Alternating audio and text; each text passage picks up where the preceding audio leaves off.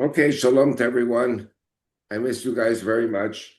And because you're here, at least I don't think about my cold. And I don't know, it was a real doozy. Usually I have 1 day or 2 days of sore throat. This has been like 4 or 5 days of sore throat. And anyway, but I think it's occupational therapy to do Zooms with you guys, and happy to be alive. And I think it's fair to say we're doing okay here in Israel. We got back the body of Hadar Goldin after 11 years. These crazy terrorists finally, probably under great pressure, handed over Hadar Goldin's body. The funeral was today, and I cried. I mean, it was very emotional. Good family, good religious family with great morals, and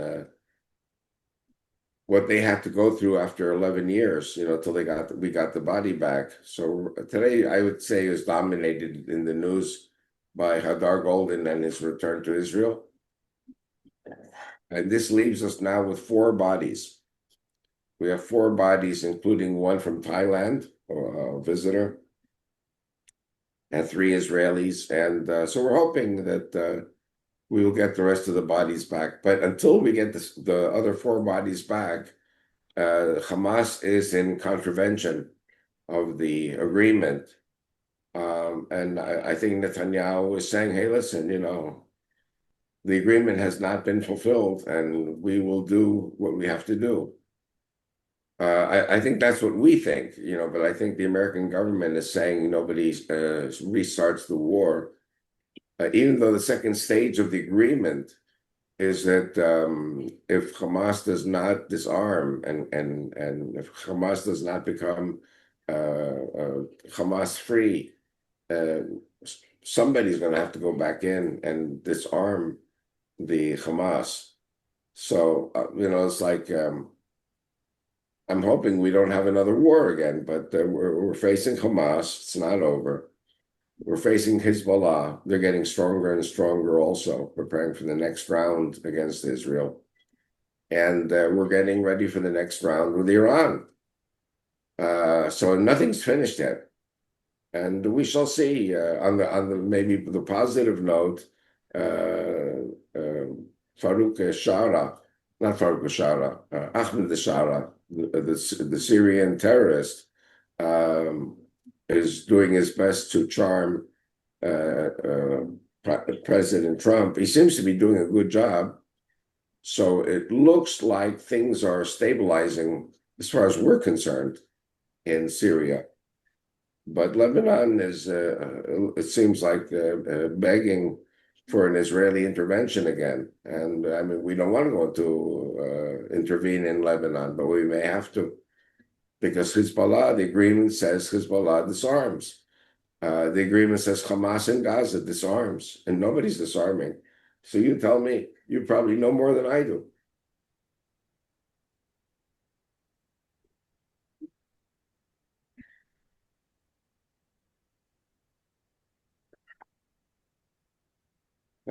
Drinking is good when you have the flu or cold or whatever. Other than that, I don't know if I mentioned this last week, but this is something I'm sure we got from the United States. The Chinese Air Force. Did I talk about the 5 super tankers that flew into Sinai last week? I don't think so. Yeah. So as you may or may not have heard, there was a super tanker flying from China around Israel, and it landed in the south of Sinai, probably Sharm el-Sheikh. And the next thing we hear is that there were 5 super tankers and a whole squadron of Chinese air fighters, jet fighters, landing secretly in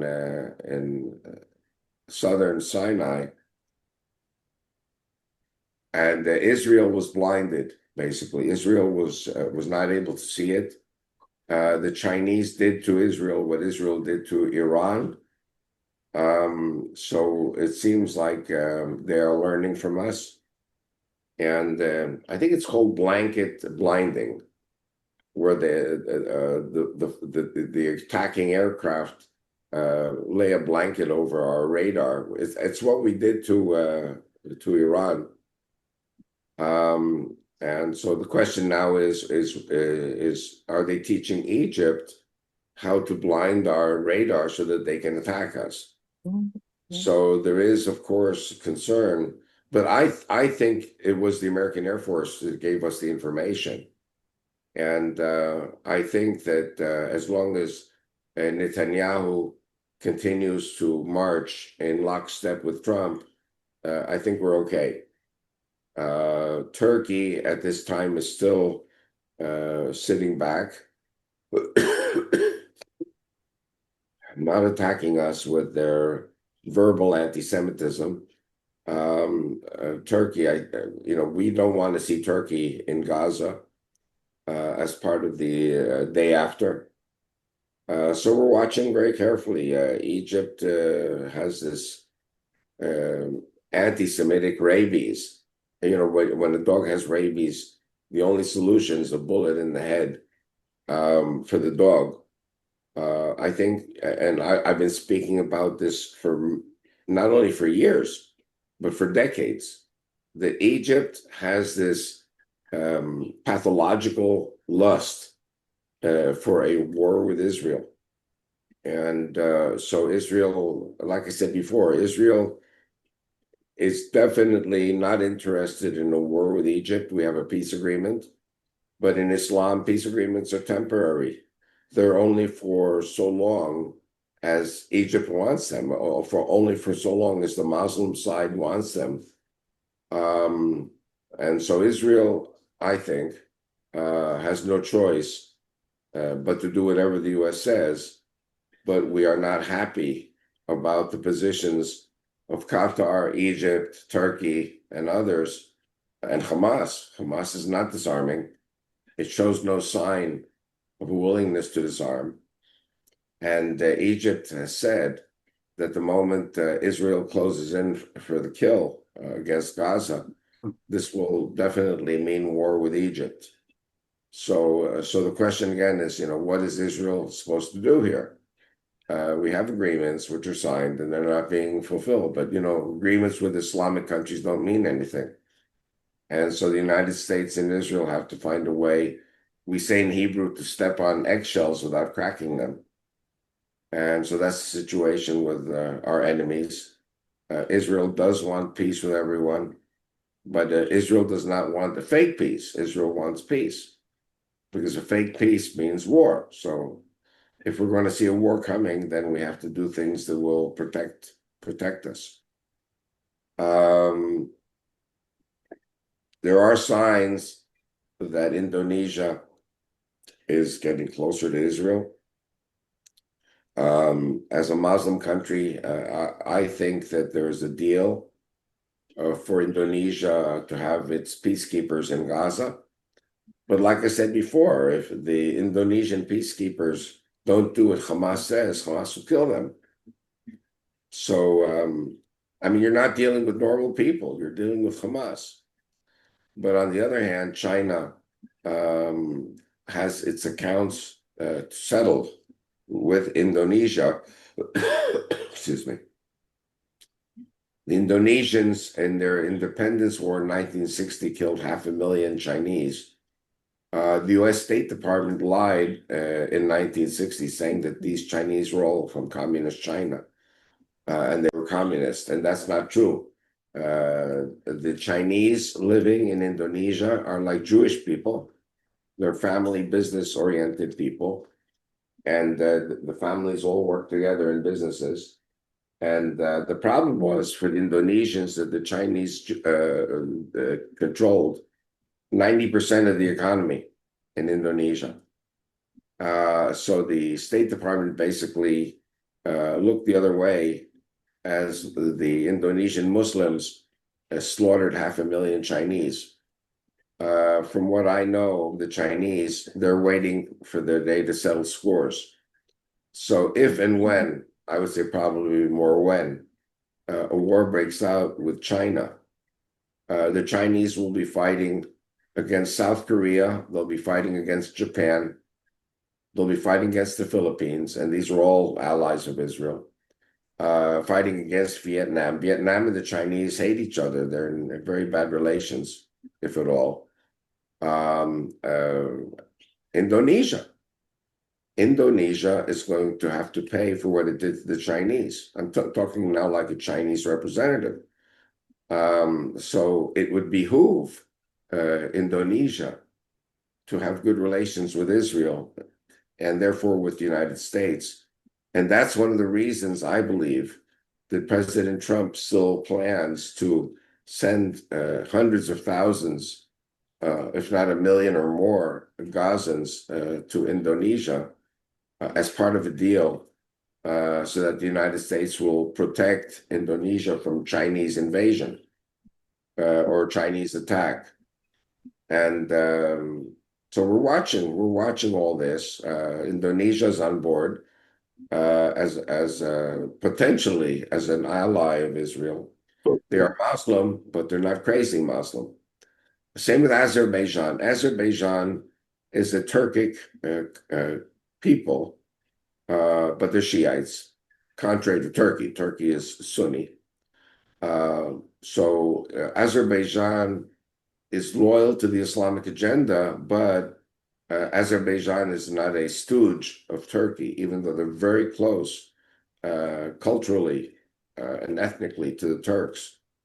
So Azerbaijan may also be sending its peacekeepers to Gaza together with the Indonesian peacekeepers.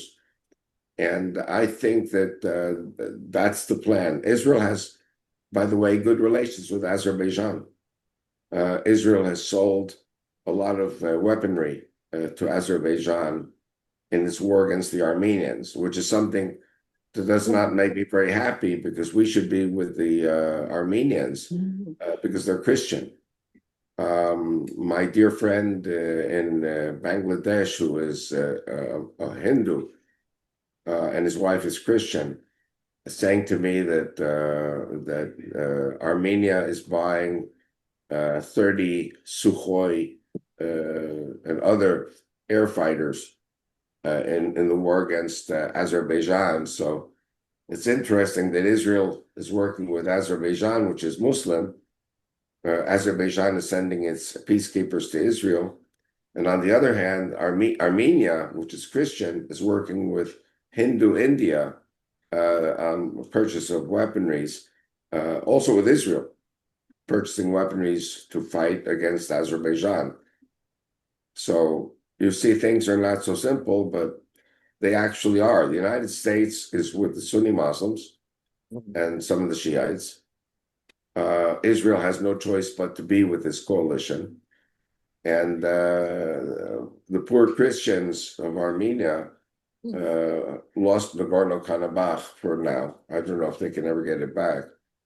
But they had to flee Nagorno-Karabakh, which is an enclave of Christianity inside of Azerbaijan. So we're watching all of that also. But that's the situation with Azerbaijan and Indonesia. I think they are within the orbit of the Abraham Accords. And you probably heard about the Abraham Accords with Kazakhstan. Now, that's something which is not new. Israel has had relations with Kazakhstan since 1992, and Israel is working with Kazakhstan. So, but it's good that they declared that they're going to be with the Abraham Accords. So I don't know. At this stage, Israel is kind of like cruising. You know, we're not climbing, we're not going down, but we're cruising. And until now, we are marching in lockstep with the United States and the United States military. I will say one more thing, that CENTCOM has taken over a place in Kiryat Gat in southern Israel. Well, it's not southern, it's southern central CENTCOM has built a headquarters there. And all I can say is I'm hoping that Egypt does not make a stupid mistake to attack us. And secondly, if they do, it's important that we have America protecting our back from Egypt. Egypt is completely a mad dog at this, like with rabies at this moment. They are preparing their people for war, and this is something that we have to deal with. So all I can say is we would be in a much worse situation if the United States was not standing with us. I think all of this is part of the price we have to pay to let America get the money that it needs for its economy so that American economy doesn't collapse. I mean, we're talking about tens of trillions of dollars of debt. It was 37 trillion. Trump was saying that we went from 17 trillion dollars in money coming into the US economy, which went up supposedly to 20 trillion, but the debt is 37. So we have to watch the numbers very closely. But America has no choice but to work with the Islamic countries. America has to deal with other problems like Russia, China, North Korea. So I'm watching everything very closely, and I'm reporting back to you, for whatever it's worth, whatever my views are worth. But believe me, my whole life has been dedicated to supporting Israel and America at the same time equally, and getting the information to all of you. I mean, I don't know if you're going to get any of this information in your media in the US.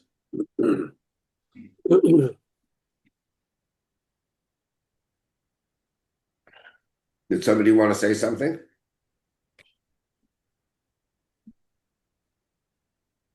Yeah, Hey, hi, Avi. oh, Angela. Hello there. Hi, sweetie. Hi there, darling. Going back to what you were saying about Lebanon, um, I was just reading that Israeli intelligence reveals the massive Hezbollah rearmament in the south. So I'm presuming that's Iranian regime that is doing this with them, violating the ceasefire agreements. Correct. So they are rebuilding rocket tunnel and logistic networks from Beaufort Bridge to Tyre. I don't really know how close that is to Israel's border, but um, how? I mean, obviously they're doing this openly. If it can't be that secret, so what? Why do you think Trump is not saying much to them about this? Well, the Israelis are watching things very closely. You have to remember we have Christians in Lebanon, we have Druze in Lebanon, we have Sunnis in Lebanon. Don't forget the agreement between the United States and the Islamic world is with the Sunnis primarily. Yeah.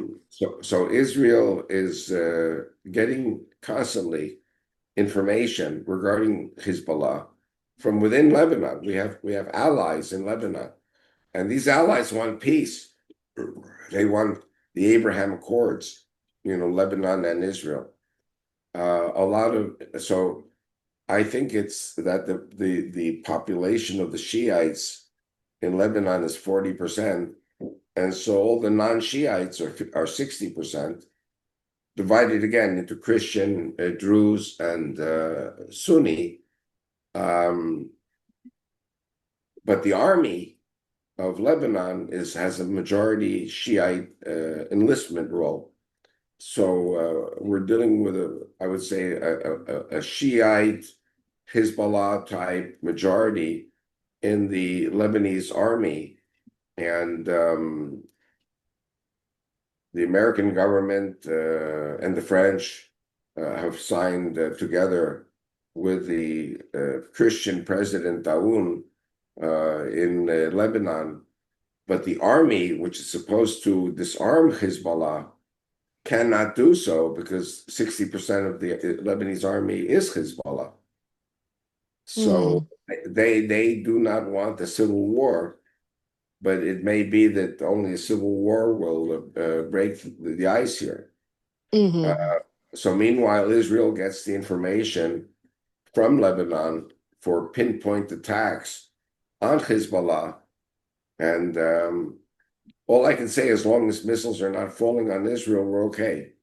Yeah. But the moment missiles start falling on Israel again from Lebanon, there Mm. should be no doubts we're going to go in. Well, you absolutely have the right to defend yourself. We have to defend So ourselves. Again, yeah. this is another case of rabid dogs. Uh, Mm. the Shiite Hezbollah group is rabid dogs. The Egyptians are Mm. rabid dogs. But the Lebanese peoples, Christians, Druze, and Sunnis, they're separate from Hezbollah. I mean, Mm.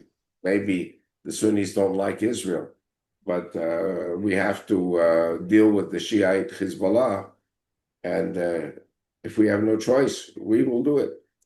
Mm. Yeah, that threat firmly remains over Israel. And You but know, I want to change the subject a little. Uh, and again, and I always say this, praise God for President Trump. We had um, a horrible president before who mm, embargoed Israel, embargoed the weapons that we needed so badly.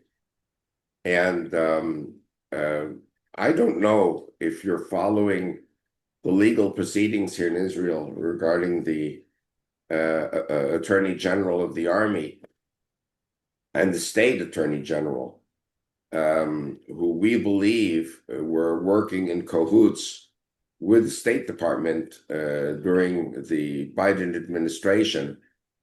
And there is a law which was passed in the United States in the early 1990s. I think it's called the Leahy, Leahi, Leahy or Lehi law, which said that the United States Congress can block weapons shipments to Israel if there is proof that Israel had committed genocide or war crimes. mm, And our Attorney General and the Army Attorney General worked together to falsify two videos from 2 different days in 2 different places that Israel had been, there were some soldiers in the Israeli army raping. It's yeah, all crazy. yeah, But lies. this wasn't, this was a doctored video, Mm-hmm. which totally false. But the purpose was to ruin Israel's reputation and to give the anti-Israel forces in Washington an excuse to deny Israel the weapons it needed. And so President Trump hasn't said anything about it, but the Israeli public is roiling over this, and roiling and bubbling, and the Supreme Court of Israel is with the left also, and is not allowing the right-wing group to which I belong to bring to trial these traitors because these people committed treason.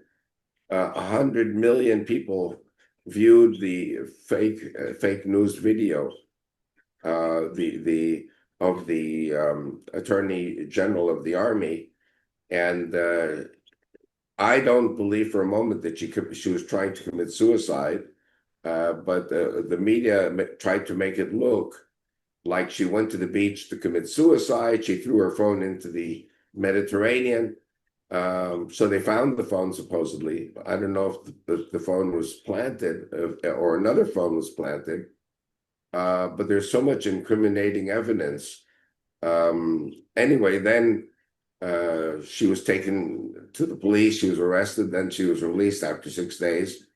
Then she swallowed pills sleeping pills, enough to kill her. So she's in the hospital now in Tel No. Aviv at Ichilov.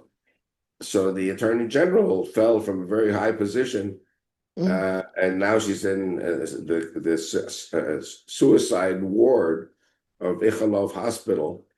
I think this is all falsified in order to declare her insanity, that she Right. cannot stand before prosecution in Mm. court.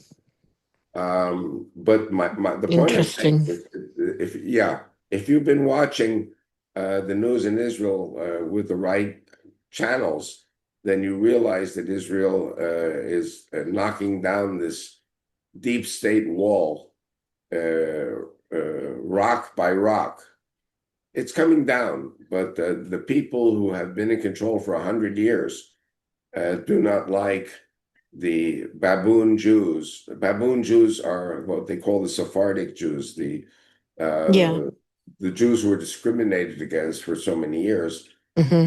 And I'm one of the white Ashkenazi Jews, but my wife is one of the baboon Jews. So so that's me. Also, I'm a baboon Jew because I was with the right-wing Beitar movement and the Likud, and I was fired from the prime minister's office in 1990 and told that they know my views. I'm fired, and it was understood that if I'm playing by the rules of the game, then I have to take it. And you Christians are the people who basically saved me from starvation. And for 35 years, I've been working with Christian communities, Christian churches throughout the world.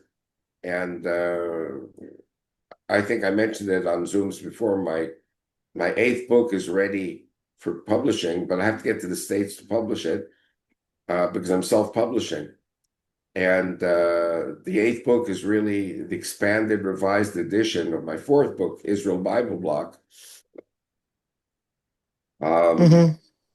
We have now a problem that I made some good money on this last trip. The purpose of the money was to pay for the books and get the books out in Russian and in Hebrew, which is critical for the Israeli elections coming up within a year. But now it seems like Netanyahu is going to declare elections in January, February, or March, Oh, uh, which means I need the money for campaign, because a book, I can put together a book, but if I don't have the campaign money, then there's no campaign. So I will be going to the States hopefully in January, February, early March, work very hard, make some money so that I can have money both for the campaign if the elections are held in September, as was scheduled. But right. meanwhile, I have $20,000. That's all I have for the campaign, which is better than in the past, because in the past I didn't even have that. But I don't know how we lunged off into all these different directions. But I do have to deal with an election campaign. Uh, I'll be 77 January 9th. The only job in Israel that I can get today is to be a member of the Knesset. And if I get in with four of my candidates, including 2 to 3 Christians, I might be able to tip the elections and be part of the next coalition, which would mean cabinet portfolio. Hmm. So it sounds like all pipe dreams, but when I started working on this party 25 years ago, everyone said, "Oh, Avi's having one of his delusional pipe dreams." But the party was indeed founded in 2018. We ran indeed in 5 elections, and I'm already interviewing people for the upcoming election and Hmm. broadening our numbers. And if Netanyahu declares elections in January, February, March, no trip. I have to stay here and campaign. Yeah. So I don't care. I mean, whatever God wants, I march according to God's marching orders. But we indeed have a problem. I don't know how the Supreme Court case will affect me because There are a lot of good people who want to vote for my party, for the Bible bloc, but they're very afraid that Netanyahu has to get every possible vote. If he doesn't get every possible vote, that lessens his chance to form the coalition. And then Israel goes into a period of instability. So, Yes. basically my message is we are pro-Bibi, but if Bibi is too afraid to have Christian candidates because of the rabbis, so Avi Lipkin has to come Mm. forward with a Judeo-Christian list of candidates, which is what I've been trying to do for the last 6 years since the party was founded. But it's okay. I'm having a good time. I'm doing Zooms with you guys. I'm drinking a lot of soda water. I just drank a whole bottle of this stuff. But I'm doing good. I'm enjoying talking to y'all. And after elections are over, then I'll definitely be able to put out the books in English and also including my 9th book about Turkey and the Armageddon. Put out the books and translate them into Russian and Hebrew. So I don't know when the next election will be after the upcoming elections, but I need about $50,000 to $100,000. Well, nothing. Well, the vision is for an appointed time, and you've been diligent in preparing and waiting for it. So I pray you'll see the fruit of your labors, the universe. And my wife Rachel has not killed me yet, so that's good. Well, that's a bonus, isn't it? That's God bless her. today. Okay. Today she said to me, "What would you like to eat?" And I had something in my mind, but I didn't say it. And she said, "Would you like macaroni with cheese and tomato sauce and fresh basil, basilicum from the garden?" Hmm. And she understood. I don't know how she looks into my eyes and she knows what I want to eat. Oh. So she made me the macaroni and tomato sauce, and that was fine. So we had that for lunch, and then I went to sleep, woke up just an hour before this program, and luckily for me, with the cold and with the lunch and everything, I didn't oversleep. So you got me on time for this program, Mm, and so we're here. We're here. We're yeah. doing well. Oh, she takes good care of you. And she also has a Yeah. knife. She also has a knife. That if I don't listen to her and do what she says, I'm history. She's the So, boss. yeah. Yeah. I always say if Rachel doesn't kill me, I'll be the prime minister. Mm. You're dealing with a crazy guy. I left I left my parents in New York. They were very well to do. They couldn't understand why I left America for this war zone called Israel. And but I got a wife who bore me 2 sons and 9 grandkids, and I have a tribe. I have a tribe here, so it's good. Yeah. Amen. And God willing, we will win. We will win. Amen to that. Yeah. Yeah. Can I ask you another question? Sure, I that's don't what I'm want here to take for. up too much time with everybody else there. By the way, if you ask another question, I might ask for a raise. Okay. And if I misbehave, you can just take it off my salary. Mm.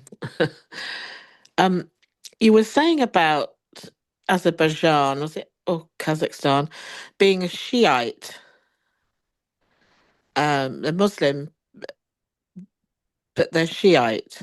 So, and they presumably have made oh, what's the word? They've made it known, shall we say, that they're keen to go in as part of the peacekeeping force into Gaza. So if they're Shiite and Iran is Shiite and Hezbollah army is Shiite, w- how is Israel comfortable with that, do you think? Well, frankly, we are not comfortable with any Muslim group, No. but there are Muslim countries like Indonesia, for example. Now, Indonesia is Sunni Muslim. Indonesia is very rich. Indonesia has plenty of arable land, jungles, islands, water. Palestinians could easily go to live there and definitely bolster the Indonesian army if Chinese come to attack. Hmm. Don't forget that the Chinese are persecuting the Uyghurs in Western Yeah. China, and the whole Islamic world is watching China because the Mm. Chinese are considered pagans that have to be destroyed by Islam. Mm. It's very troubling and confusing to when you hear these plans of the Trump plan for Gaza. I mean, obviously, with the Turks being Sunni, they want to go in as part of this peacekeeping. It just seems like there are different fractions fighting or appearing to be peaceful, but actually they just want to get control over Gaza for their own agendas.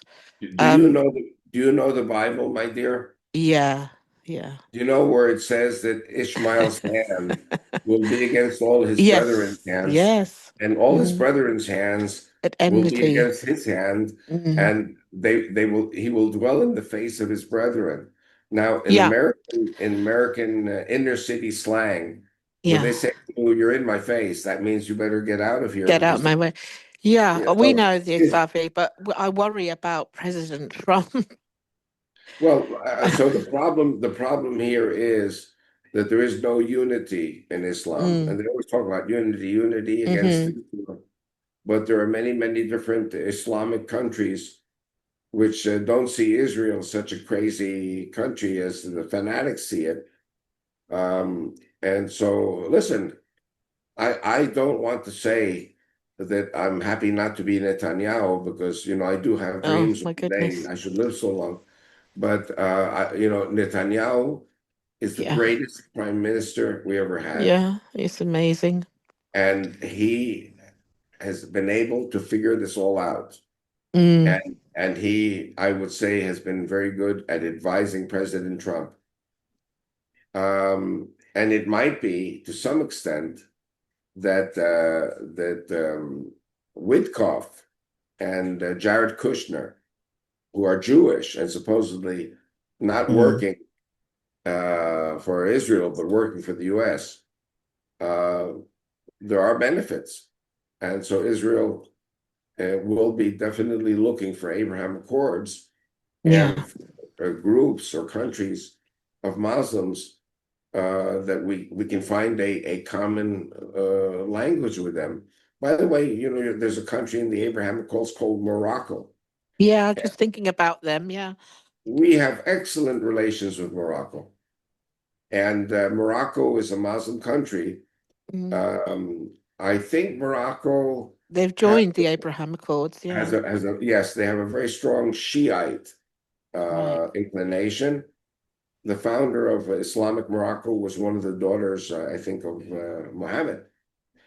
Um, you have to remember the Shiites are descended from the Prophet, the so-called Prophet. Mm. The Sunnis are descended from the lieutenants who Hmm. killed the family of Muhammad. Hmm. This Shiite Sunni thing is crazy. It's Yeah, been it's going nuts. on for Yeah. 1,500 years. Yeah. All of this is in my books. But many Jews in Israel are of Moroccan background. Even my wife Rachel has a grandmother from Fez, from Morocco. Hmm. I mean, we are really, they say America is the melting pot and Israel is the pressure cooker. Hmm. All these different groups living in Israel together are under tremendous pressure. And I think the intermarriage amongst Jews is such that there are so many people intermarried who are from Morocco, and but there are so many Israeli Jews who like to go to Morocco for tourism and to go back to the places where they were born and raised. We have, I would say, excellent relations with Morocco. On the other hand, you have countries like Jordan and Egypt that have peace agreements with Israel, but you do not find Israelis or Jews who can go as tourists to No. Jordan or to Egypt. Rachel and I went to Egypt in 1983. I loved it. I thought it was great. Rachel, of course, had her trauma about her father being in jail 2 years there. Mm-hmm. And she said, I'm not going. You can go by yourself if you want. And so I said to Rachel, okay, I'll go by myself, but just remember, I have a weakness for Egyptian women. And my wife said, I'm coming. Please. And in the end, I'm glad she went because she overcame the trauma. And Yeah. we had a very, very nice trip there. We took our boys with us. And there was time at the beginning of the peace process in the 80s of the previous century that we were hoping that things would be able to develop in Egypt. They, of course, never allowed their people to come to Israel to get to know us. But there was a time when Jews could go to Egypt in this peace agreement and enjoy themselves or ourselves. But now I think today it's almost impossible for Jews in Israel to travel to Egypt because the Egyptians are very hostile. Yeah. Yeah. And Jordan is very hostile. Mm. One of the jokes in Israel is when we have a peace agreement with Lebanon, there's so many Israelis that are going to go to Lebanon as tourists that there will be a sign on the border, last one to leave shuts off the lights. Because there's so many Israelis who are going to go to Lebanon, even going to Syria to have hummus, I mean, this is the big thing in Israel. We want peace with Syria so we can go enjoy ourselves and have, the sweetmeats, baklava and other things. By the way, Judaism is a gastronomic religion. We're always talking about eating, what we're going to eat wherever we go. But I would say probably our best relations are with Morocco, the UAE, the Emirates, and Bahrain. Those are two countries which receive the Jews very well. And Mm-hmm. we're just waiting to see, what other countries could join us. I mean, Indonesia would love to have Israelis because, except for the fanatic Muslims, you have some fanatic Muslims in Indonesia, but Yeah. the vast majority of Indonesians are just happy-go-lucky, easy living people. They want to open up their country to tourists. Yeah. Okay. Thank you, my dear. Thank you, Avi. My pleasure.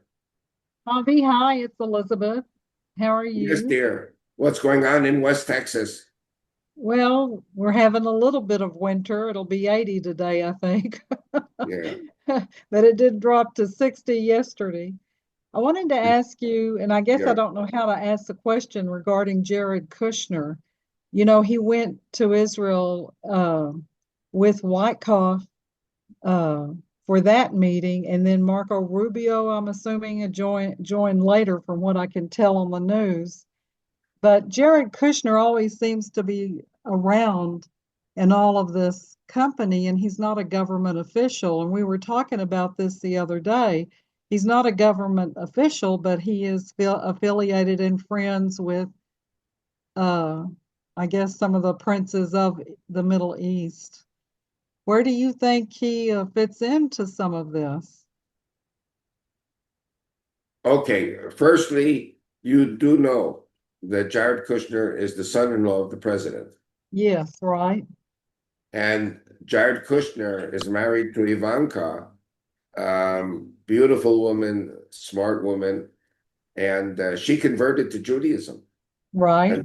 And the president blessed her. The president accepted it. So the president has Jewish grandchildren, among others. Jared Kushner is a genius in his own way. He's a very great asset to the president. He's a very great asset to the United States of America. So is Witkoff. And, so they say that the greatest countries in the world are the ones where the Jews are very active in the leadership and in the economy. So, Israel is very careful because as long as they are working for the United States, Israel basically is a collateral partner. So we're watching carefully. I have to tell you a little story. I think I mentioned this once in the past. I was flying El Al to New York, minding my own business. That's a very rare thing, I want you to know. And I was just so tired. I was just saying, I hope nobody is talking loud on the plane. I just want to sleep. I don't want to talk to anybody. I just want to sleep. Sure enough, there was this very, very ultra-Orthodox Jewish guy talking very loud. And he was like 3 rows in front of me, and a bunch of people were congregating there at the door. Where the door in the plane is, there's room for some people to stand and talk if they want. And he was talking about how wonderful Saudi Arabia was. Jewish businessman from Belgium. And I said to him, listen, we got a problem with Saudi Arabia. They're the leader of the fanatic Islam, which is true. So, well, but I have to tell you, I'm in Belgium. I do real estate. I make millions of dollars. And I go very often to Saudi Arabia. And once I went to Saudi Arabia to collect my money. And they said, okay, we're going to give you your money now. But before you give me your money, you have to recite in Arabic, La Allah illa Allah wa Muhammad Rasul Allah. There is no God but Allah, and Muhammad is his prophet. I said to him, and then they give me the money. And he would recite it. He didn't even know what he was reciting. That doesn't matter. If you recite it, you have converted to Islam. So this ultra-Orthodox Jewish guy converted to Islam in order to get the money. So, like I said to him, listen, you can say and get them all the money you want, but one day they're going to say to you, okay, you're coming to the mosque with us to pray and to show your Islamic loyalty. And if you say, no, I'm not loyal to Islam, they kill you. So there are many people who go to Islamic countries, and you made a point about Jared Kushner going to Arabic countries, having remarkable relations. Now, I don't think he converted to Islam, but it might be, that they made him recite the Shahada. If he recited the Shahada, he's a Muslim. If he didn't recite the Shahada, he will one day, because the Islamic purpose is not just to do business. Islamic purpose is to convert everybody to Islam. Okay.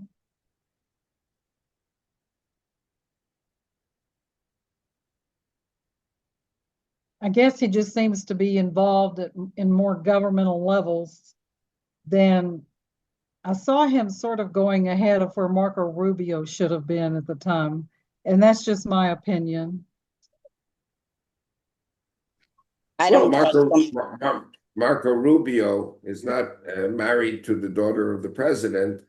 And so there is definitely an obligation by, Jared Kushner to be even more loyal to Trump than Rubio.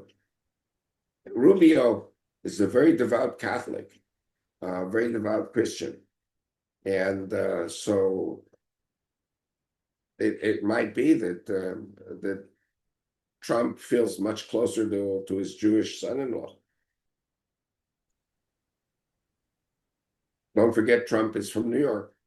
I know. New York City. Really? Remember New York City, get a rope? I haven't heard that one. Those Pace Pecani sauce commercials. Yeah, the pace in the 90s, I think. Okay, yes, now I remember those. where the chef looks at the bottle and says, "Made in New York City, get a rope." Yeah, I remember that now. Yes, that was real funny. Texas has some of the best commercials. Once there was a cereal commercial, for breakfast, morning cereal. And what was the commercial? A sheriff out in the Badlands in West Texas was saying to his, his deputy, "Okay, I'm going to teach you something now very important about being a deputy here." And he says, "We're going to go out with me to the Badlands and we're going to capture this really, really bad outlaw." And so the deputy goes with him, and the sheriff yells out to the cliffs, the hills just behind them. He says, "I've got something you cannot resist. You have to surrender immediately to the police here in Texas." And you could see the outlaw. They have the camera on the outlaw, and they're saying, "We have something you can't resist. It's such and such cereal, for breakfast." And the outlaw is saying, "No, no, I can't." And he's, trying to hug the rocks as close as he can and not to surrender. And the sheriff starts munching on the cereal flakes, and it was so good. And he's, munching with his mouth open. And so the bad guy, the outlaw, finally comes out and says, I surrender, just give me the cereal." And then on another level of these Badland rocks, about 20 outlaws come out. We surrender, just give us the cereal." Something I saw on TV in Dallas many years ago. How I don't know funny. why they don't show it anymore. There's no telling. I have a question. Yes. And I don't know if you know anything about this, but I heard something yesterday, and I don't know too much about it, but it said that the U.S. was consulting Syria about the way they were treating the Kurds and the Christians. And in some way, the United States wanted to protect the Kurds and the Christians because they didn't like the way Syria was treating them. Yes, I would say primarily the Druze. The Druze are another group, very small group. They're much smaller than the Christians or the Kurds. You have to remember that the Kurds have a problem with the Turks. The Turks are the big supporters of the Syrian president, Ahmed Shara, known as Julani. But the greatest fear is for our cousins, the Druze, and also the Christians. And for example, there was a village to the east of Damascus called Germana. And this village was Christians and Druze, and some, Bedouin ISIS type people came to kill them. And Israel said, no, no, no, if you do this, we intervene. And so I don't know how many people were killed, but a lot of Druze have been kidnapped and killed by the Syrians of Ahmed Shara. And so the Israelis put their foot down. United States put their foot down also, but the United States, as you know, will not have boots on the ground. And so one of the complicated issues regarding Syrian-Israel relations is, who's going to defend the Druze, but also the Christians. And so Israel is demanding that there be a demarcation line from Damascus south, that the Israelis will be the protectors of the Druze. I would say by extension of the Christians also. But there's also another problem. You have in northwest Syria the Alawites, and just so you should know, the Alawites are about 25% of the population of Turkey, and the Turks are Sunni Muslims, but they hate the Syrian Alawites. They hate the Alawites who are in southwest Turkey. The Kurds are in southeast Turkey, and the Turks hate them too. So things are very complicated in the Middle East. It's not McDonald's fast food type stuff. This is something that requires a lot of patience and watching very closely what's going on. If you ask me personally, I would say Syria has to be divided up into different countries. The Druze want autonomy. They can have their autonomy under Israel's protection, as I say. The Christians can choose either being with the Jews or being with the Syrian president. The Kurds want to be part of Kurdistan, which is in 4 countries, which is Iran, Iraq, Syria, and Turkey. Turks don't want the Kurds. Turks don't want the Alawite Syrians and the Alawite Shiites. The solution in the Middle East is kill everybody. So Israel and the United States are also working on the tightrope to protect all these different groups from killing each other. Or shall I say the Muslim Sunnis killing everyone? Yeah. I hope I didn't confuse it too much. Also, Trump was coming against northern Kenya, the Muslims for killing the Christians, which this has been going on for years, and I never heard anybody talk about it until talked about it the other day. I talk about it all the time. Yeah, but I mean, in the United States, you never hear it on the news, you know. I know, right. But no, on the alternative internet websites, there are websites that talk very much about the persecution of the Christians, also in Nigeria, Yeah, where the Boko Haram Boko Islamic Haram, yes. Boko Haram are killing the Christians everywhere. Nobody says anything. It's only when the Jews kill 10 people, the whole world goes to the Yes, International Court yeah. of Law. Mm-hmm. Yeah. And they said also that the prime minister was saying at first that it wasn't true, but then he welcomed Trump to help them. Right. Well, listen, this is not a war only against the Jews. This is a war against the Christians. This is a war against the Hindus. This is a war against the Buddhists. This is a war against the blacks in Africa. You know what? The day is going to come, because American leadership is not standing up to this, that you're going to have civil war in the United States with the Muslims. Yeah. But is anybody listening to me? 35 years I've been talking. Nobody's listening to me. Right, right. Yeah, the Muslims are taking over our government. Yeah.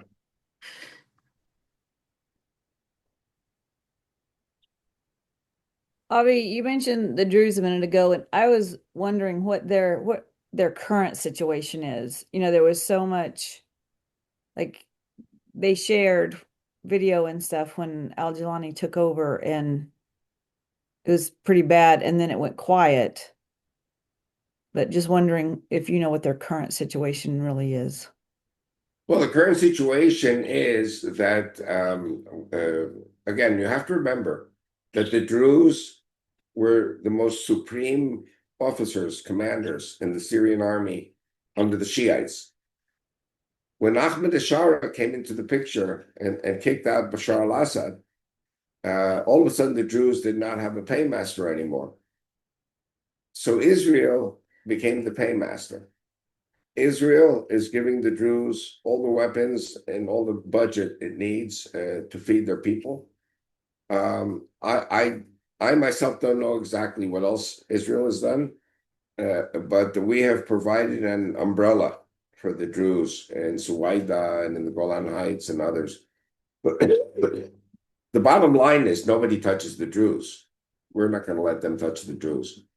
And if the Christians in Syria want to come under the umbrella of Israel, basically Syria will be broken up into pieces.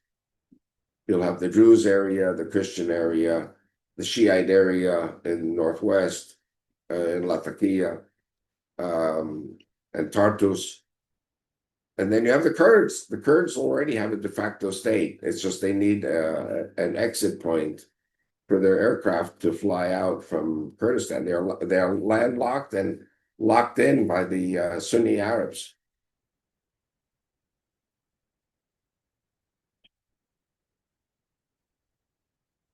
Iran also does not take lightly to the idea of independent Kurdistan.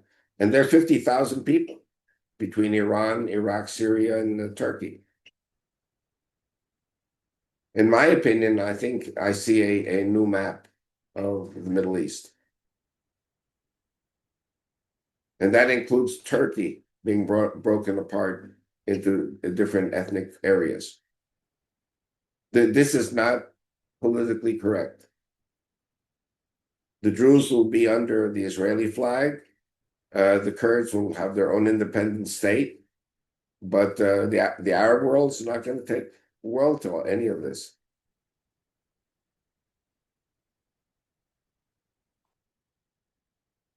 What the European powers did in World War I was a tragic mistake. We're paying for it today. By breaking up the Kurdish nation and putting them under Iraq and under Iran and under Syria. The Kurds deserve their own state. And by the way, the Kurds are friends of Israel. There is no such thing as an anti-Israel Kurd.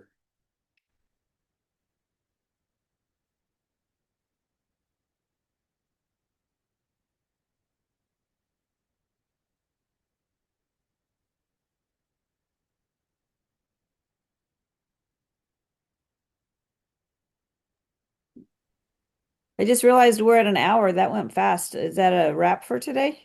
Yeah, it sounds good. I have the other Zoom with Brad Fricker now with GLC. Mm-hmm.